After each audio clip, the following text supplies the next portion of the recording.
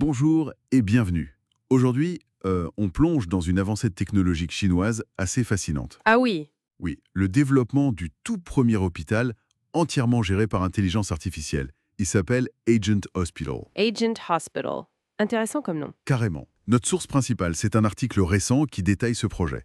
C'est mené par l'Institut de recherche sur l'industrie de l'IA, AIR, de la grande université de Tsinghua à Pékin. Tsinghua, oui, une référence. Exactement. Et l'idée ici, c'est de comprendre un peu ce que fait cet hôpital virtuel et surtout ce que ça implique pour l'avenir de la médecine, quoi. D'accord. Parce que le concept est assez bluffant. Imaginez un peu des médecins et des infirmières IA qui traitent virtuellement Oui, 10 000 patients. en quelques jours. C'est là que ça devient vraiment intriguant. 10 000 patients virtuels en quelques jours. Effectivement, c'est énorme. Alors concrètement, agent hospital, c'est quoi exactement? D'après ce que j'ai compris, c'est un environnement qui est entièrement simulé. D'accord. C'est-à-dire que les médecins, les infirmières et même les patients, ce sont des entités virtuelles.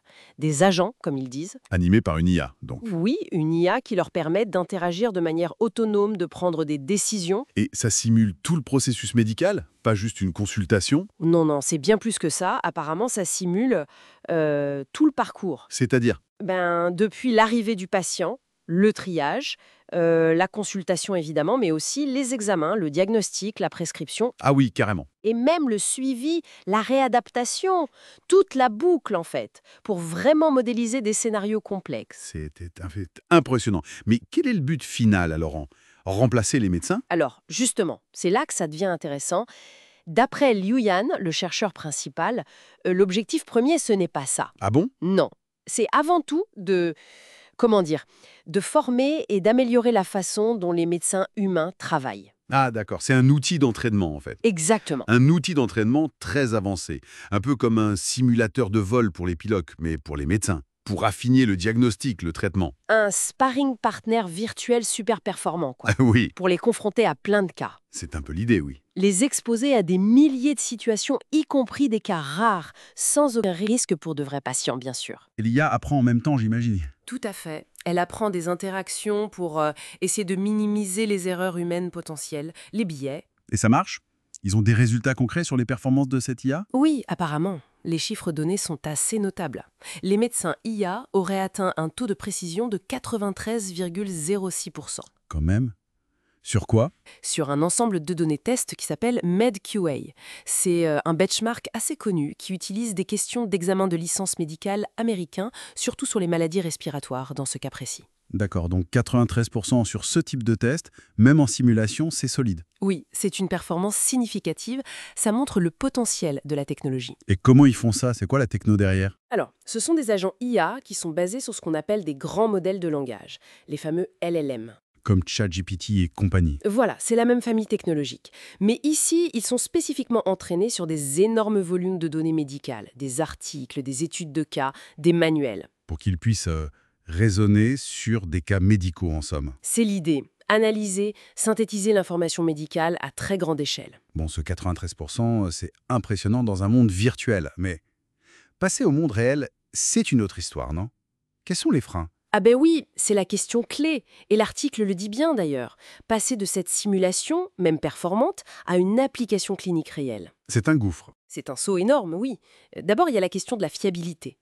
Il faudrait une technologie quasi parfaite. Zéro erreur ou presque. C'est un défi immense. J'imagine.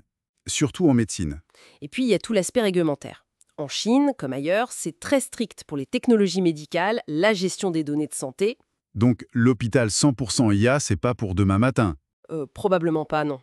Pour l'instant, ce qui semble beaucoup plus réaliste, et peut-être plus rassurant aussi, c'est la collaboration. L'IA comme aide pour le médecin humain. Exactement. Aide au diagnostic, outils de formation continue, seconde opinion virtuelle. Les pistes sont nombreuses. Parce que le jugement humain, l'empathie, ça, l'IA a encore du mal. Complètement. Les nuances, le contexte unique de chaque patient, la relation thérapeutique, c'est très complexe à modéliser pour une machine même très avancée. La collaboration semble vraiment la voie la plus sage, disons. Pourtant, l'équipe de Tsinghua a l'air d'y croire. Liu Yan reste optimiste pour une application à grande échelle. même s'il faut des ajustements. Oui, il continue d'affiner le système, d'élargir les maladies couvertes. L'optimisme, c'est le moteur de la recherche, c'est sûr. Mais le calendrier prochain qu'il évoque te semble réaliste? Disons que, vu les obstacles technologiques et surtout réglementaires, prochain pourrait être un peu optimiste pour une application généralisée sur de vrais patients. Mais qui sait, la technologie évolue si vite. Bon, alors si on résume. Agence Hospital, c'est une simulation médicale IA hyper avancée, made in China. C'est ça. Objectif numéro 1 aujourd'hui, entraîner les médecins humains. Avec des résultats de précision assez bluffants dans son monde virtuel. Tout à fait. Mais pour une application dans nos hôpitaux, sur de vrais patients, il y a encore pas mal de défis techniques et beaucoup de questions réglementaires. Exactement. Et ça nous amène à une réflexion un peu plus large, pour la suite. Vas-y. Si, un jour, ces IA médicales deviennent vraiment matures, fiables, autonomes, au point de pouvoir interagir directement avec des patients réels, Oui. quelles adaptations profondes il faudrait envisager? Sur le plan éthique, légal, social même? Comment intégrer ça dans nos systèmes de santé? C'est une question vertigineuse, en effet. Oui, ça ouvre tout un champ de réflexion sur l'avenir des soins et notre rapport à la technologie dans ce domaine si humain. Une piste de réflexion passionnante pour conclure. Merci beaucoup. Merci à toi.